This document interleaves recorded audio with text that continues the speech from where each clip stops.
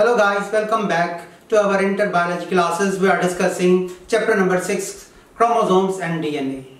Today we will talk about a metabolic disorder, a genetic disorder known as phenylketonuria, in short form PKU. Let's first define what is phenylketonuria. Definition. Phenylketonuria, in short PKU, is an autosomal recessive metabolic genetic disorder due to a mutation in the phenylalanine hydroxylase gene. पहली point जो इसमें लिखी गई है ये autosomal recessive disease है. What are autosomes? Any chromosome other than the X and Y sex chromosome is called autosome. ये एक ऑटोसोमल रिसेसिव डिसऑर्डर है और ये जो जीन फेनाइलएलानिन हाइड्रोक्सिलेज जीन है ये ह्यूमन क्रोमोसोम नंबर 12 पे प्रेजेंट होता है.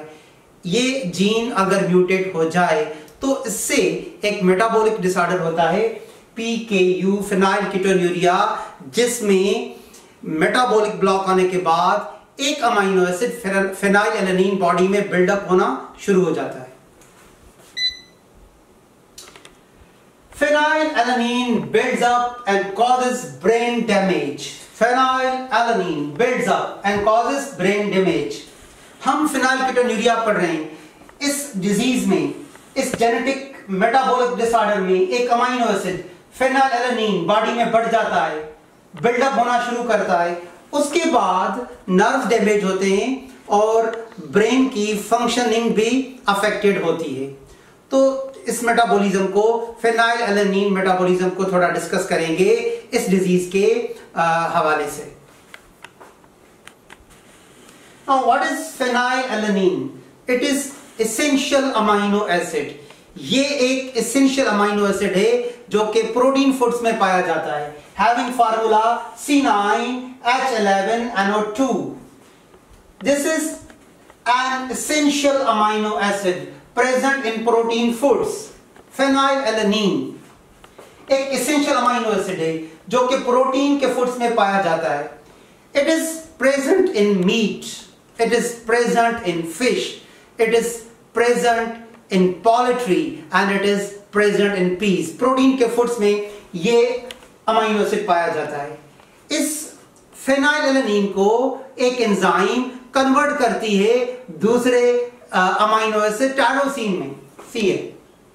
There is an enzyme, एक एंजाइम है known as phenylalanine hydroxylase, and this enzyme start converting phenylalanine into another amino acid tyrosine having formula C9H11NO3.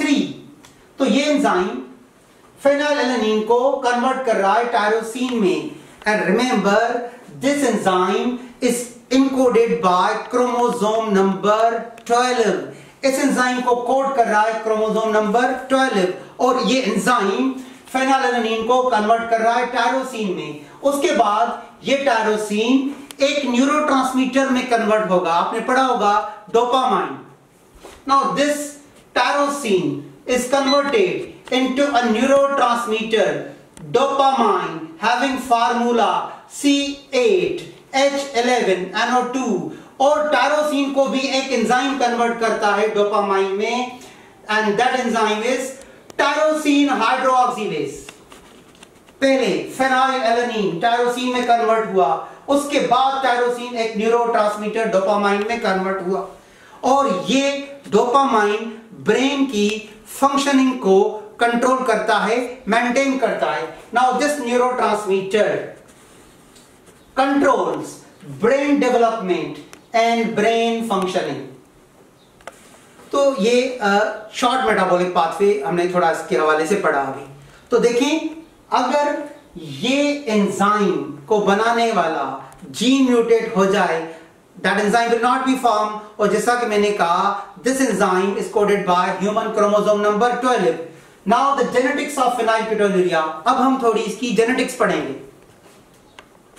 This is human chromosome number 12 having a shorter arm PR and having a longer arm QR. PR means QR. और यहां पे आपको एक gene लिखा हुआ मिलेगा PAH gene, PAH gene present on Q arm of chromosome number 12, PAH gene, phenylalanine hydroxylase gene. Where this gene is present? Human chromosome number 12, QR, and this gene codes for phenylalanine hydroxylase. This gene codes for phenylalanine hydroxylase, which in turn converts phenylalanine into tyrosine, which is in turn is converted into dopamine, which controls the brain functioning. If this gene get mutate, phenylketonuria में ये gene mutate हो जाता है. कौन सा gene? PAH gene. Due to the mutation of this gene, look at here, phenylalanine hydroxylase will not be formed. ये gene block हो जाएगा. ये जीन अगर म्यूटेट हो गया तो यहां पे आपको एक ब्लॉक नजर आएगा, मेटाबॉलिक ब्लॉक. और जब फेनाइलैलेनिन कन्वर्ट ही नहीं होगा टायरोसिन में, तो ये बॉडी में बिल्डअप होगा. Phenylalanine start building up and causes brain damage. क्या होता है कि ये पहले फेनाइलैलेनिन बिल्डअप होगा और एक एसिड में कन्वर्ट होगा. फेनाइलैलेनिन पहले बिल्डअप होगा, फिर एक एसिड में कन्वर्ट होगा, phenyl pyruvate, and this pyruvate damages brain. ये ब्रेन सेल्स को डैमेज करता है. अब देखें कि इस एंजाइम के मिसिंग होने से ब्रेन पे इफेक्ट आ रहा है. तो देखें इस मेटाबॉलिक डिसऑर्डर का ट्रीटमेंट क्या है. Changes in diet lead to normal life.